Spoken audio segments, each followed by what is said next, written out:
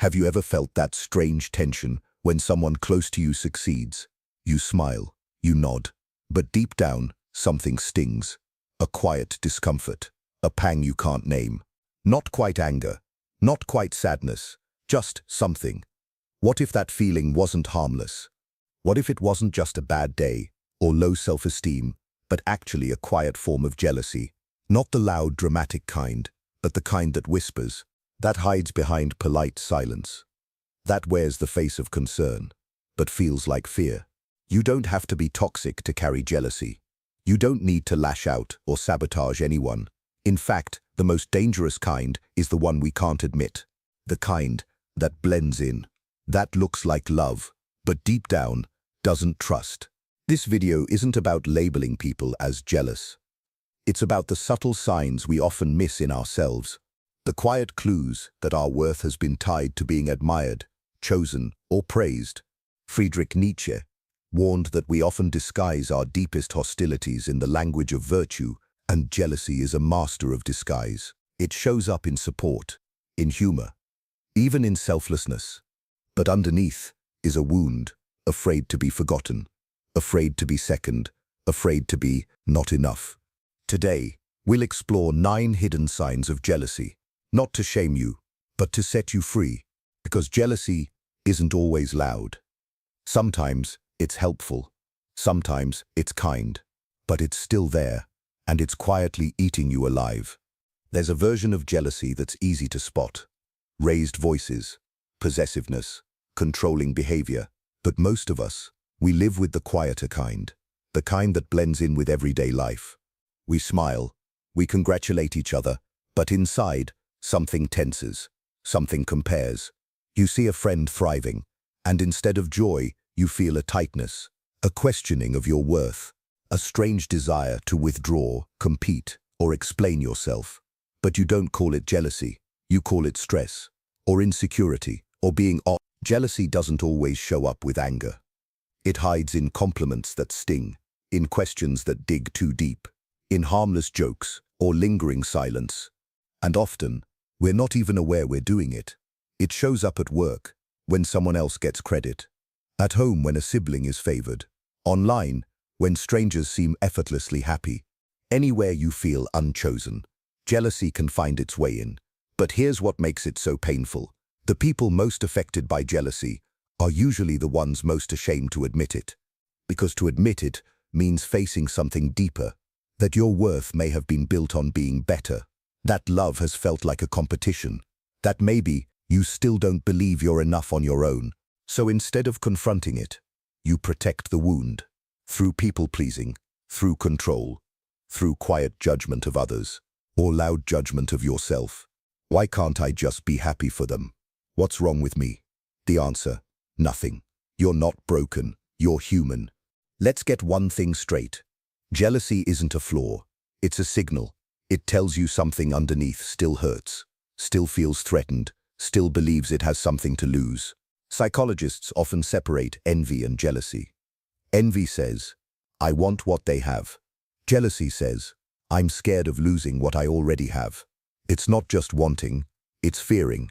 Fearing abandonment, fearing invisibility, fearing replacement. This fear often starts young. Insecure attachment. Maybe love was inconsistent. Sometimes warm, sometimes cold. So you learned, I have to earn love, compete for attention, stay special to stay safe. That child grows up watching others for signs of danger. Not just physical danger, but emotional ones. A partner's glance, a co-worker's success, even a friend's joy. And suddenly the inner voice says, if they shine, there's less room for me. If they're loved, I'll be left behind. In 1991, psychologists Pfeiffer and Wong created the multidimensional jealousy scale. They broke jealousy into 3 types: cognitive, intrusive thoughts and suspicion; emotional, anxiety over imagined loss; behavioral, checking phones, testing loyalty, controlling outcomes. Let's meet Sarah. She's in a good relationship.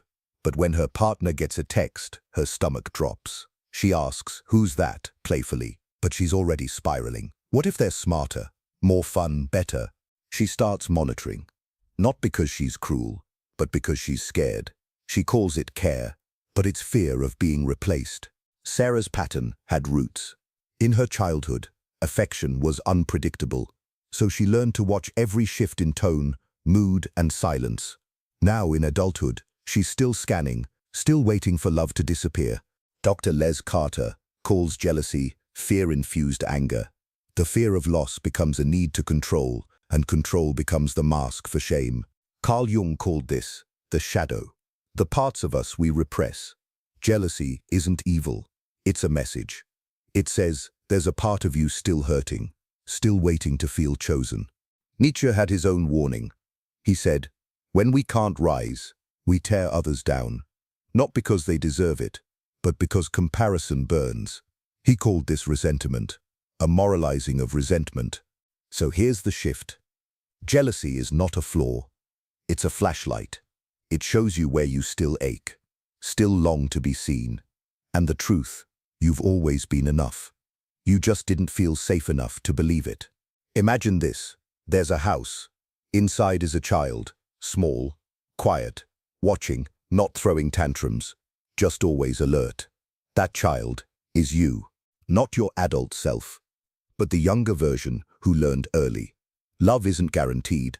Attention must be earned. Others are always a threat. This child doesn't hate others. He is just trying to survive. If they love her more, I'm less. If he shines, I'm falling behind. That's not cruelty. It's fear. It's grief.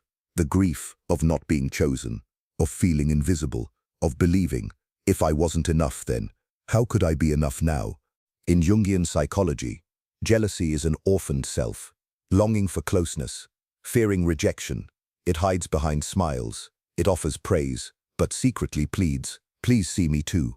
And that longing turns love into a scoreboard, friendship into comparison. Even joy becomes suspicious. If they're that happy, is there any left for me? Soren Kierkegaard called this disconnection despair, not just sadness, but the sickness of forgetting who you are. When you chase what others have, you lose yourself. You stop asking, what do I love? And start asking, what do they have that I don't? That's the real theft. Not of opportunity, but of myself. Even when you win, it doesn't land. You get the praise, but it doesn't satisfy. Because what you wanted was never validation. It was proof you mattered. Epictetus said, pain comes not from events, but from how we judge them.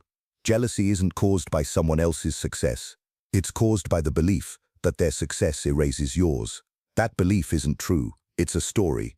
Carl Jung believed that what we repress becomes our fate. And when we repress the fear of loss, it turns into control. And control pushes people away. That's the emotional terrain of insecurity. A battlefield where love becomes proof, and proof becomes a weapon. But beneath the armor isn't a tyrant. It's a frightened child, still waiting at the window, still hoping someone stays. So the question isn't, how do I stop controlling? It's deeper. Can I give that inner child a love that doesn't vanish? Can I become the person who doesn't leave me?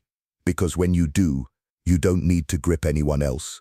You become safe in your own arms. Let's pause for a moment, not to push through, but to breathe. Because if this is resonating, you might be realizing something uncomfortable, that maybe you've been performing security while silently drowning in fear, that maybe the strength you've shown was actually a strategy for survival, and that's okay. You adapted, you coped, you learned how to function in a world that didn't always feel safe. But now, you're ready to feel something different. So let's ask gently, not to fix, but to uncover.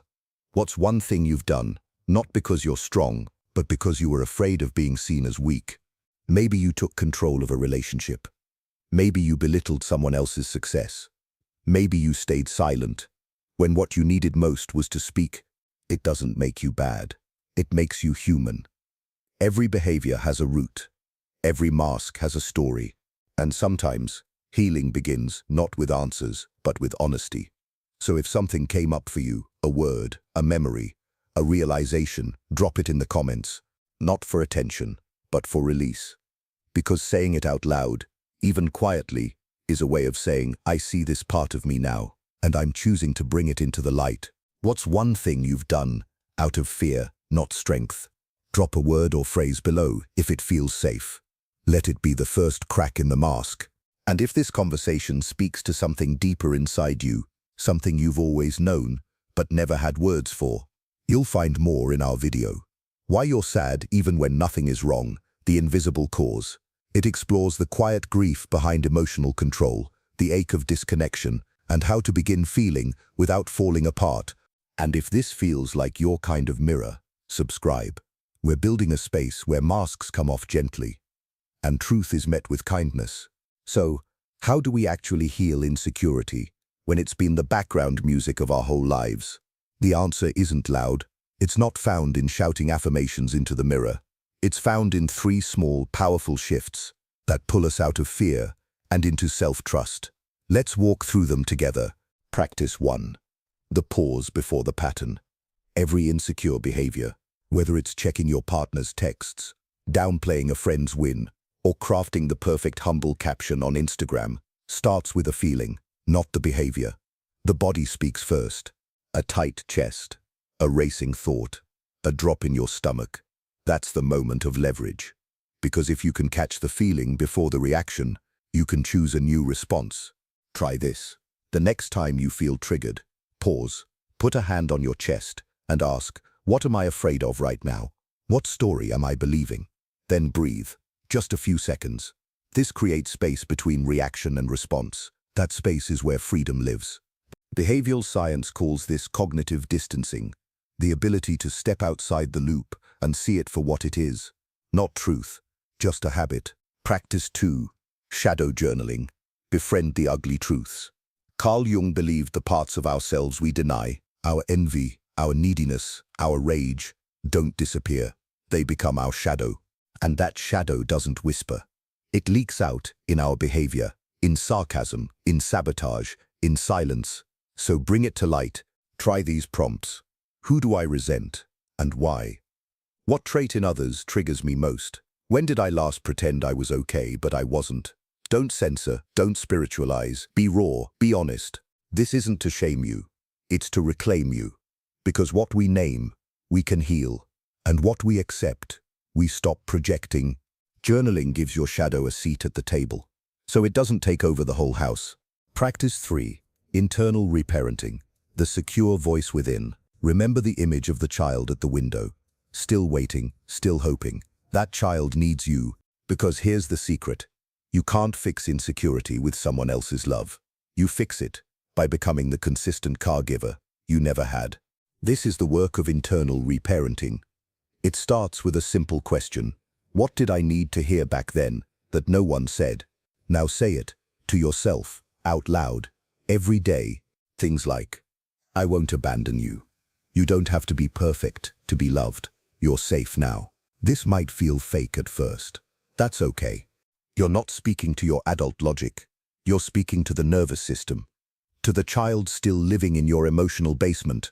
And neuroscience confirms, repeated self-compassion physically rewires the brain. It softens the threat response. It strengthens emotional regulation. It builds security from the inside out. Let's anchor this in a real-life shift. Meet Maya.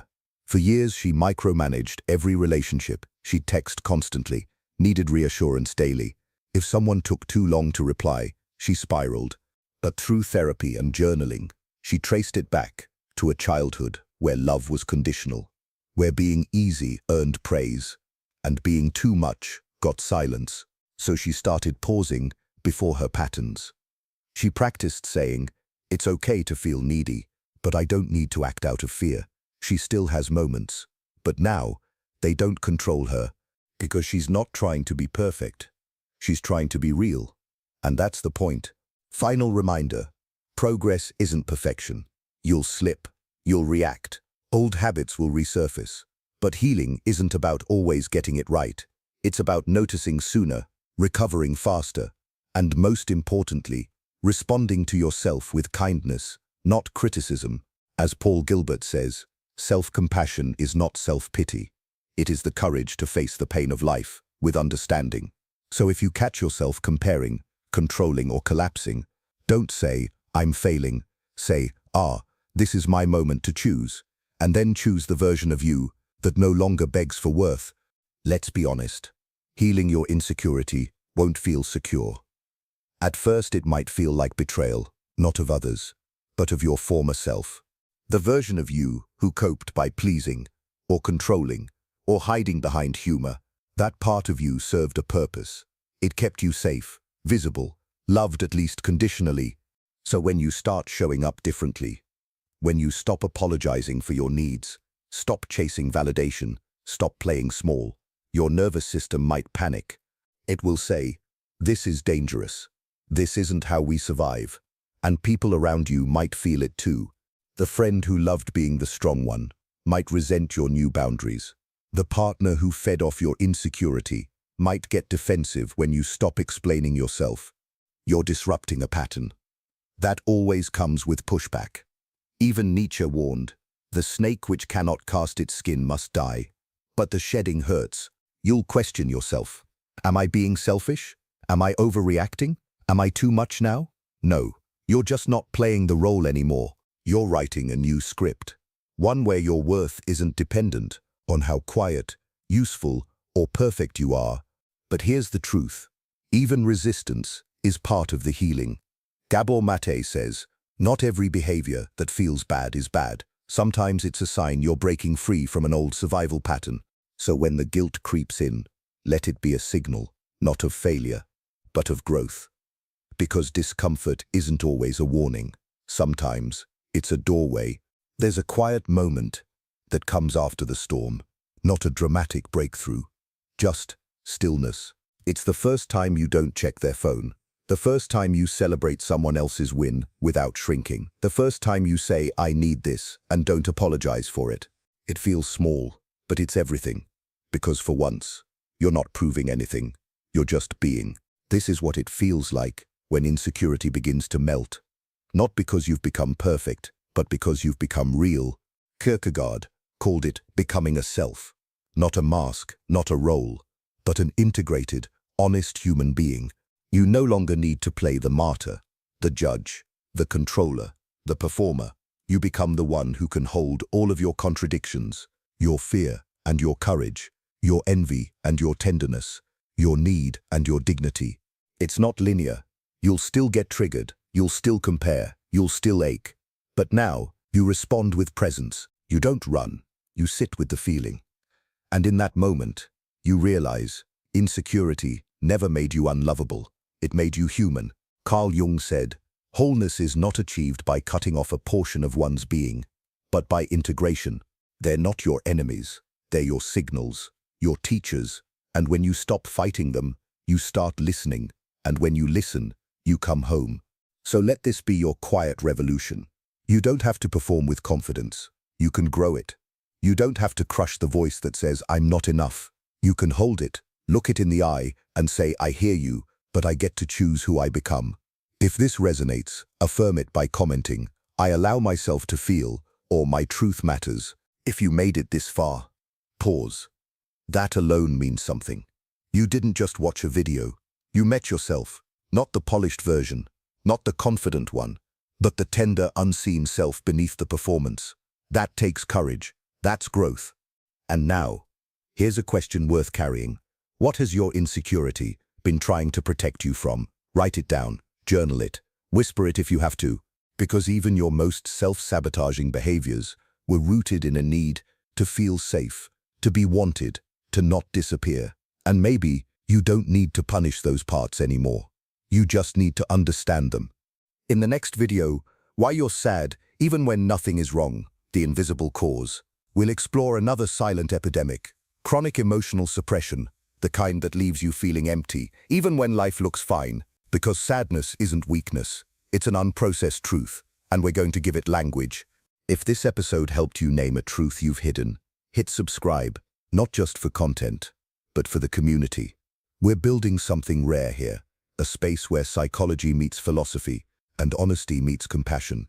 And if you're someone who usually keeps things inside, consider this your permission slip. You don't have to carry it alone. Drop a comment, even one word. Let us know you're walking this path too. Because in this space, vulnerability is not a risk, it's a strength. Let's close with a line from Epictetus. No man is free who is not a master of himself. Freedom doesn't mean you feel secure every day. It means you choose integrity over image, awareness over avoidance, healing over hiding, and you're already doing that. So keep going, not toward perfection, but toward wholeness, because your truth, it matters, always has.